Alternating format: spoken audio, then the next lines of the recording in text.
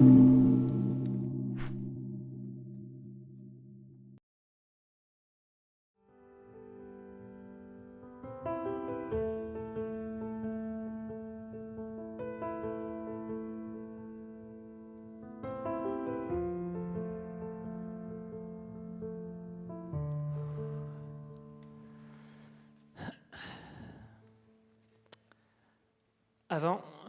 j'étais un type fonceur, concentré sur sa tâche, sa mission.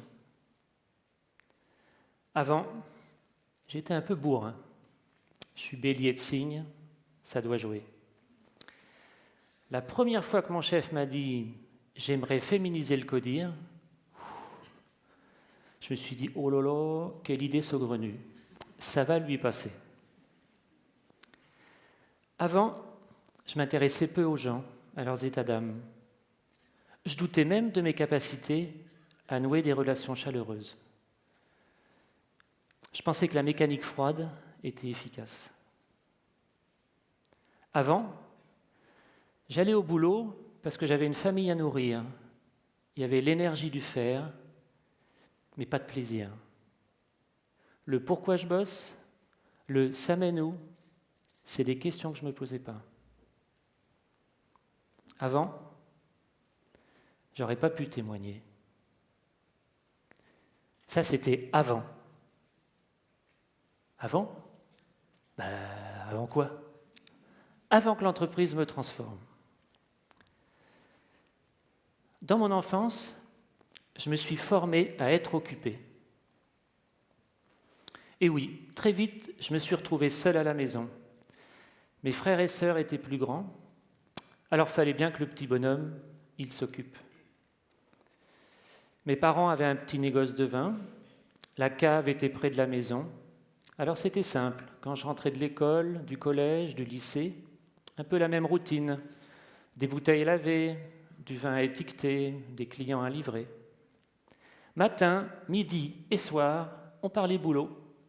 Il y avait toujours quelque chose à faire pour se rendre utile. Tu n'avais pas de questions à te poser. J'ai mon bac. Mon frère, qui faisait des études de paysagiste, me parle d'un super campus avec des espaces verts magnifiques. Je ne connais pas, je me renseigne. Voilà comment, à 20 ans, je deviens étudiant à HEC. Bon, entre-temps, il y a quand même 2 années de boulot, mais le mode bourrin, je connaissais bien déjà. Quand je commence à bosser, j'enchaîne les postes, les mutations. Marseille, Annecy, Caen. 3 villes, 3 enfants. Efficace. Bon, avec mon épouse, on décide de se poser. Voilà comment j'arrive à Bordeaux en 2001, chez GT. Chez GT en 2001, c'est pas très fun. Un peu crispé, comme moi là sur la photo. Quand on fait des séminaires, on tire tous la gueule. On a des comptes rendus de 30 pages qu'on ne lit pas, ça ne sert à rien. Un jour, mon chef Michel me propose un stage de développement personnel, appelé leader et responsable. Bon, Michel à l'époque, il est crispé aussi, pas très fun, mais bon, il propose un stage de développement personnel. Bon, on ne disait pas trop ce que c'était assez mystérieux, on disait que ça dézinguait un peu. On te parlait d'un ancien directeur qui était devenu éleveur de chèvres après ce stage. Alors là, dans quoi je m'embarquais ? Bon, moi j'avais fait des stages de management qui s'appelaient Krauthammer. Alors je ne sais pas si vous voyez un peu, ça c'est le fondateur. C'est suisse-allemand. En allemand, Krauthammer, ça veut dire marteau à écraser la choucroute. Autant dire, vous voyez un peu la finesse des concepts. C'est très cadré. Vous avez des comportements standards. J'ai décidé. Que proposez-vous ? Félicitations, chers collaborateurs. C'est du théâtre, des gestes réflexes, mais du savoir-faire, mais pas de savoir-être. Bon, à l'époque, j'étais tellement convaincu par ces stages, je vais vous faire une confidence, j'ai envoyé Michel en stage chez Krauthammer. Bon, donnant, j'ai fait son stage de développement personnel. Et là, je me suis effondré. Ça m'a vraiment fait du bien. Je me suis aperçu que je n'étais pas épanoui. Je vivais dans ma bulle. Je n'étais pas attentif à mon entourage. J'étais le bon père qui contrôle les bulletins scolaires. Je vivais dans un monde d'obligations et de devoirs. Côté management, j'étais très directif. Je faisais des plans d'action très carrés. Qui, quand, quoi. Je relançais, parce que sinon ça n'avance pas. Puis je voulais être au courant de tout, parce que je suis quand même DG, DG. Voilà, en 2011, l'entreprise traverse une année terrible. Plusieurs managers ont des gros pépins de santé, c'est traumatisant. La croissance, les résultats se dégradent. On n'a rien vu venir. Pendant 10 ans, on s'est bien développé, on a presque doublé de taille. Mais là, on est devenu trop hiérarchique, trop pyramidal, trop cloisonné. Il faut qu'on se réinvente. Et on se décide de se lancer dans une démarche de transformation pour que l'entreprise soit plus responsabilisante, plus agile. Dans cette démarche, Michel il a joué un rôle essentiel.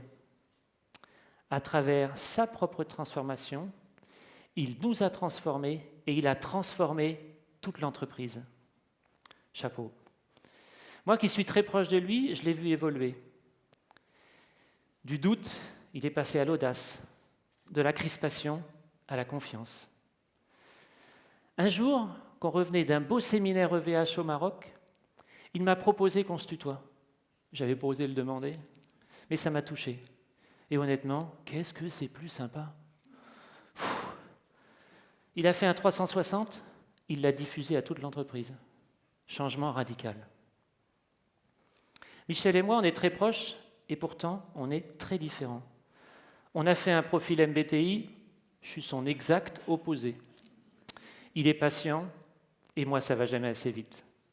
Il raisonne long terme, et moi, court terme, plan d'action. Donc au départ, on ne perçoit pas la même chose. On a besoin de s'ajuster. Mais finalement, on est complémentaires.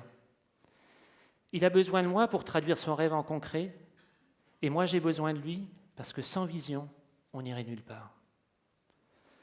Bon, vous allez me dire, c'est gentil, tout ça, transformation, machin, mais ça donne quoi ? Regardez un petit peu les résultats aujourd'hui. La croissance, clairement, elle est revenue. On a des projets partout, ça va peut-être même trop vite. Côté fonctionnement, c'est plus la même entreprise. Gouvernance, animation, tout ça, ça a été changé. Bon, j'espère que ça vous fait envie. Bon, vous voulez savoir comment on a fait ? Oui ou non ? Ah ! Eh bien, la première chose qu'on a faite, c'est de se jeter dans une piscine à balles. Finalement, on a libéré notre enfant intérieur. Celui qui aime jouer, qui aime faire des bêtises. Le petit bonhomme qui agit par plaisir. Bon, et Michel dans tout ça ? Eh bien, il s'est jeté aussi. Pour vous montrer comment ça met les équipes en énergie, vous allez avoir une vidéo qui a été réalisée par des formateurs et des conducteurs. Ce qui est exceptionnel dans cette vidéo, c'est que c'est eux qui en ont eu l'initiative, c'est eux qui ont rédigé le scénario et c'est eux qui jouent dans la vidéo.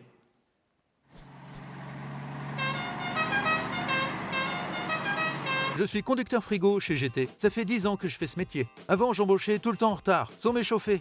J'ai eu 3 accidents et une sciatique. Maintenant, tous les matins, je fais ça, ça, ça ou encore ça. C'est très important, hein. Je vous explique. Le corps, c'est une pâte à modeler. Quand il est chaud, il se manipule souplement.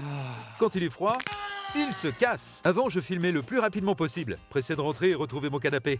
Et tant pis si mon chef passait sur mon chemin. Aujourd'hui, ma technique délicate et suave ont fait ma renommée partout dans la JT. Pour la manipulation des rolls, je n'avais pas de technique bien définie. Maintenant, je maîtrise la technique. Roue pivotante vers moi, bras semi-fléchis et main à mi-hauteur. Impulsion par la force des jambes, le dos bien droit. Ah, le chargement des palettes, c'était mon préféré. Jusqu'à ce que... Désormais, je vérifie que le sol soit dégagé. Je lève la charge au minimum. Le dos bien droit comme toujours et le ventre gainé comme Arnold. Pour les livraisons, pareil. Plus vite j'envoyais, plus vite j'avais terminé. Et puis parfois... Difficile de cacher ça aux clients. Mais ça, c'était avant. Maintenant, je m'échauffe les épaules, je m'étire bien le dos, je descends du camion à l'aide des 3 points d'appui, je descends le haillon, tranquillement, jambes fléchies, dos bien droit. Pas envie de finir bossu, moi. Le déchargement de la palette. Avant, j'avais une super technique. Après tout, pourquoi s'embêter? Bon, plus sérieusement, j'ai appris à bien décharger une palette. Le TPE toujours côté camion. Saint-Xavier y veille, hein. Le déchargement des Rolls, je faisais ça comme un branquignol. En fait, il suffit de caler les roues pivotantes dans les stop rolls et le tour est joué. Ma mission est enfin terminée, je replie tout, je suis en parfaite santé. Bref, je suis conducteur chez GT.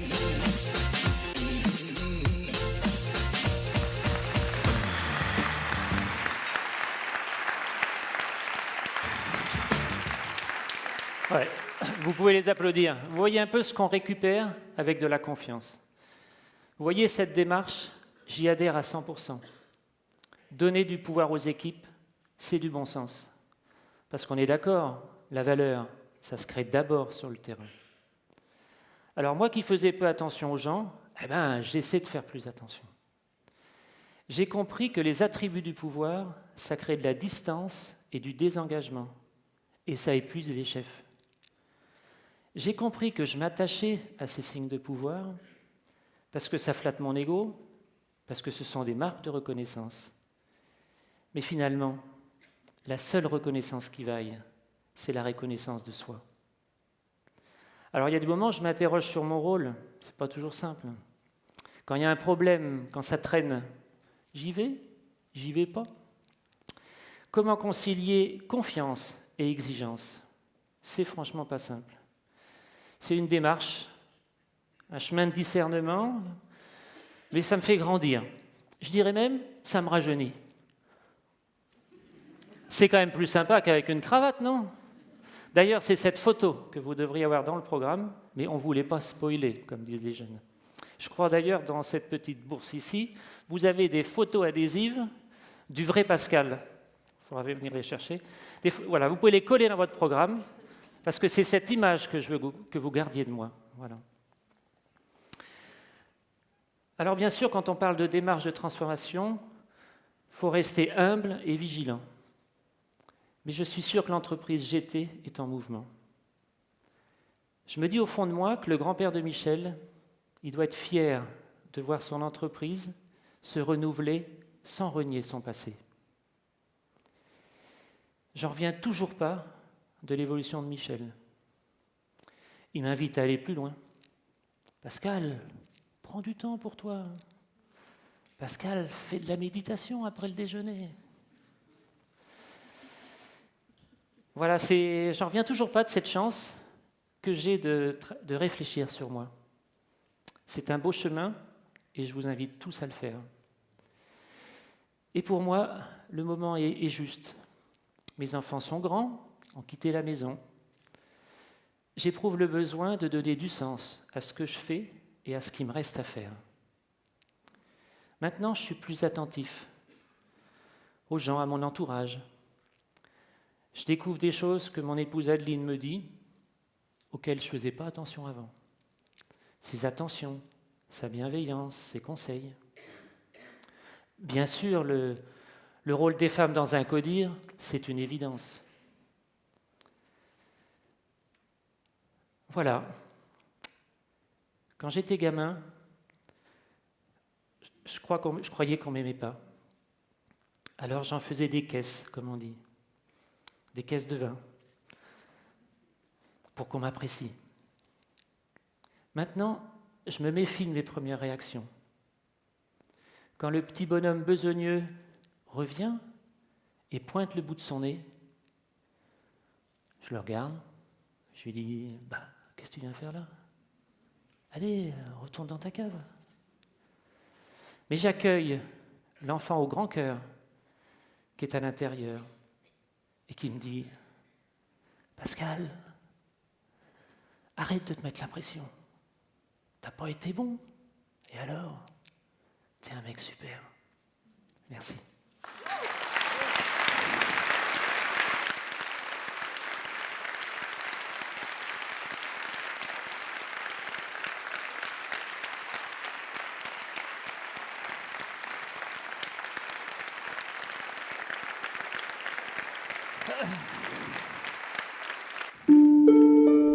Thank